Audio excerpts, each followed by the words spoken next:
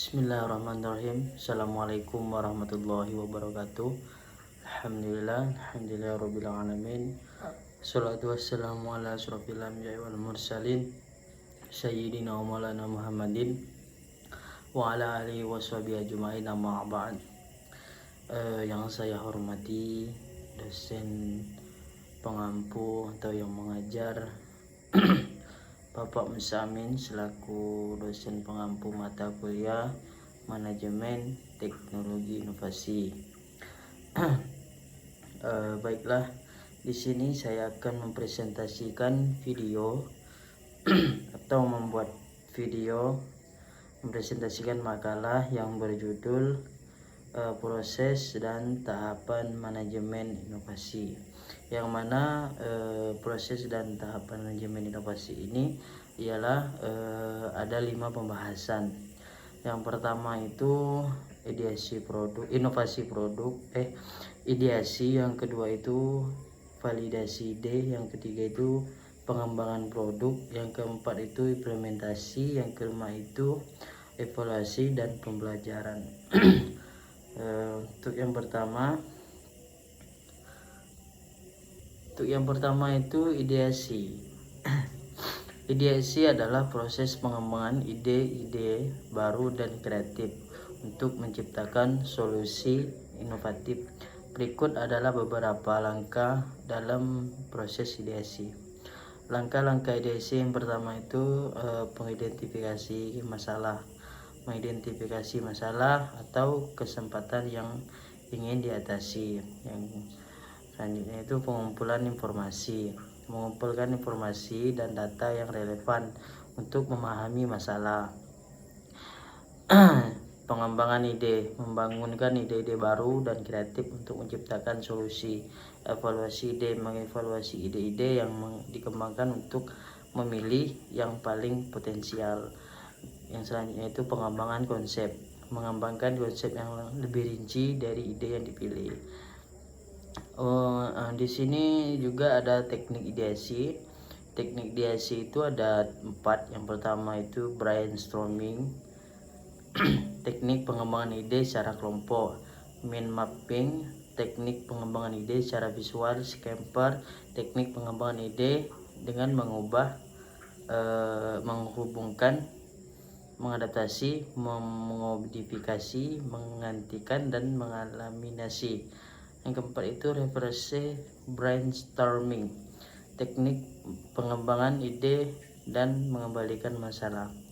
Di sini juga ada manfaat ideasi. Untuk manfaat ideasi itu ada 4 juga. Yang pertama itu meningkatkan kreativitas. Yang kedua itu menciptakan solusi inovatif. Yang ketiga itu meningkatkan produktivitas. Yang keempat itu meningkatkan kepuasan pelanggan. Itulah tadi penjelasan tentang ideasi. Yang selanjutnya itu validasi ide. Validasi ide adalah proses memverifikasi apakah ide yang dikembangkan suatu memiliki potensi untuk menjadi solusi yang efektif dan efisien. Berikut ada beberapa langkah yang proses validasi ide ini. Yang pertama itu ada pengumpulan umpan balik. Yang kedua itu analisis kelayakan. Yang ketiga itu pengujian prototipe. Yang keempat itu pengumpulan data. Yang keempat itu evaluasi dan perbaikan. Di sini juga metode validasi ide itu ada 4. Yang pertama itu survei, yang kedua itu wawancara, yang ketiga itu pengujian A atau B, yang keempat itu pengumpulan data. Dan di validasi ide juga ada manfaat. Yang mana manfaat di sini ada 3. Yang pertama itu mengurangi risiko. Validasi ide dapat mengurangi risiko kegagalan dengan memastikan bahwa ide memiliki potensi untuk menjadi solusi yang efektif. Kedua itu meningkatkan kualitas. Validasi ide juga dapat meningkatkan kualitas solusi dengan memastikan bahwa ia memenuhi kebutuhan dan harapan pelanggan. Ketiga itu menghemat waktu dan biaya. Itulah tadi penjelasan tentang validasi ide. Baiklah, yang selanjutnya itu pengembangan produk. Pengembangan produk adalah proses menciptakan produk baru atau memperbaiki produk yang sudah ada untuk memenuhi kebutuhan pelanggan dan meningkatkan daya saing perusahaan. Di sini ada tahap-tahap pengembangan produk itu ada 7. Yang pertama itu mengidentifikasi kebutuhan pelanggan dan pasar. Pengembangan konsep, mengembangkan konsep produk yang memenuhi kebutuhan pelanggan. Desain produk, membuat desain produk yang sesuai dengan konsep. Prototipe, membuat prototipe produk untuk pengujian. Menguji produk untuk memastikan kualitas dan keamanan produk. Memproduksi produk dalam jumlah besar. Meluncurkan produk pasar. Di pengembangan produk juga ada metode pengembangan produk, yang mana untuk metode pengembangan produk sini ialah ada 4. Yang pertama itu pengembangan produk baru, menciptakan produk baru yang belum pernah ada sebelumnya.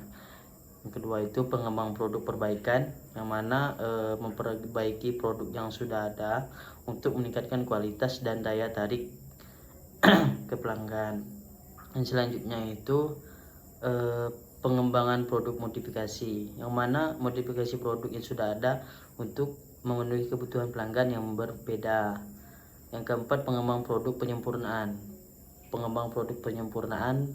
produk yang sudah ada untuk meningkatkan kinerja dan efisiensi. Dan untuk pengembangan produk juga ada alat bantu pengembangan produk. Untuk alat bantu pengembang produk sini ada 4. Yang pertama mind mapping, alat bantu untuk mengembangkan ide dan konsep produk. SWOT analisis, alat bantu untuk menganalisis kekuatan, kelemahan, peluang dan ancaman produk. Yang ketiga itu design thinking, alat bantu untuk mengembang produk yang memenuhi kebutuhan pelanggan. Yang keempat itu prototyping, alat bantu untuk membuat prototipe produk dan penguji. Dan di pengembang produk juga ada yang namanya manfaat pengembang produk. yang mana untuk manfaat pengembang produk sini ada 4. Meningkatkan daya saing, meningkatkan kualitas, meningkatkan pendapatan, meningkatkan kemampuan pelanggan. Yang mana meningkatkan daya saing ini, pengembangan produk dapat meningkatkan daya saing perusahaan, meningkatkan kualitas, yang mana pengembang produk kita dapat meningkatkan kualitas produk. Meningkatkan pendapatan, pengembangan produk dapat meningkatkan pendapatan perusahaan. Meningkatkan kepuasan pelanggan, pengembangan produk dapat meningkatkan kepuasan pelanggan. Selanjutnya itulah tadi pembahasan tentang pengembangan produk. Selanjutnya itu implementasi. Di sini implementasi ialah proses pelaksanaan atau penerapan rencana, strategi ataupun solusi telah dirancang untuk mencapai tujuan tertentu. Yang mana di implementasi ini ada beberapa tahapan. Yang pertama itu perencanaan, yang mana merencanakan langkah-langkah yang perlu untuk implementasi.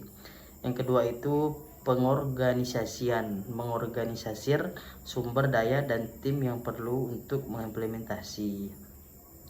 Yang ketiga pengembangan, yang mana mengembangkan sistem atau proses atau infrastruktur yang diperlukan untuk implementasi. Yang keempat itu penguji, yang mana menguji sistem, proses atau infrastruktur yang telah dikembangkan.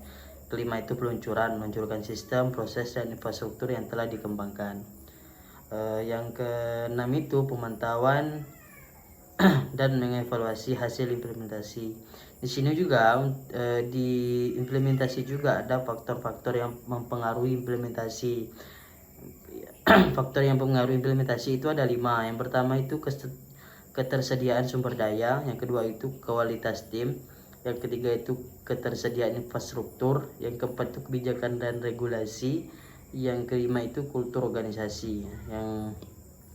Yang mana di implementasi juga ada manfaat.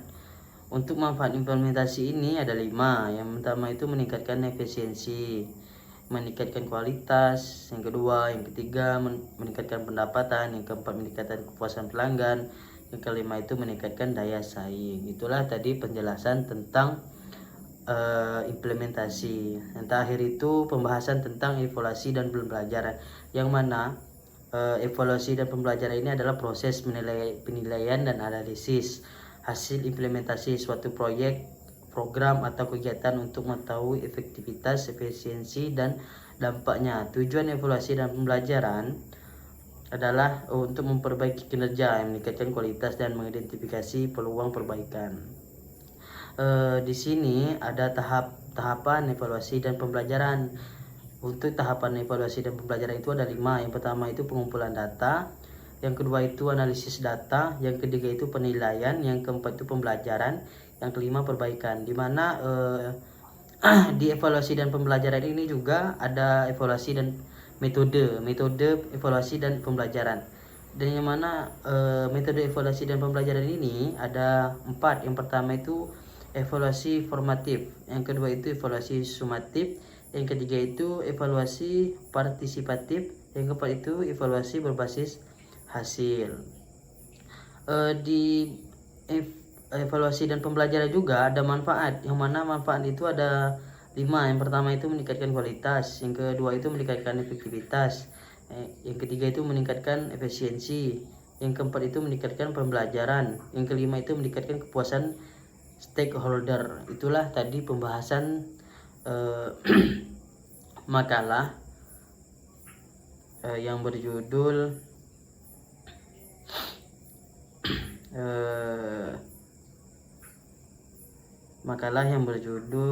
proses dan tahapan manajemen inovasi. Yang mana dalam pembahasan tadi, kalau ada kata-kata yang salah, itunya datangnya dari saya sendiri. Yang benar itu datangnya dari Allah Subhanahu wa taala. Itulah penjelasan singkat dari saya. Kurang dan lebihnya saya mohon maaf. Wabillahi taufiq wal hidayah. Wassalamualaikum warahmatullahi wabarakatuh.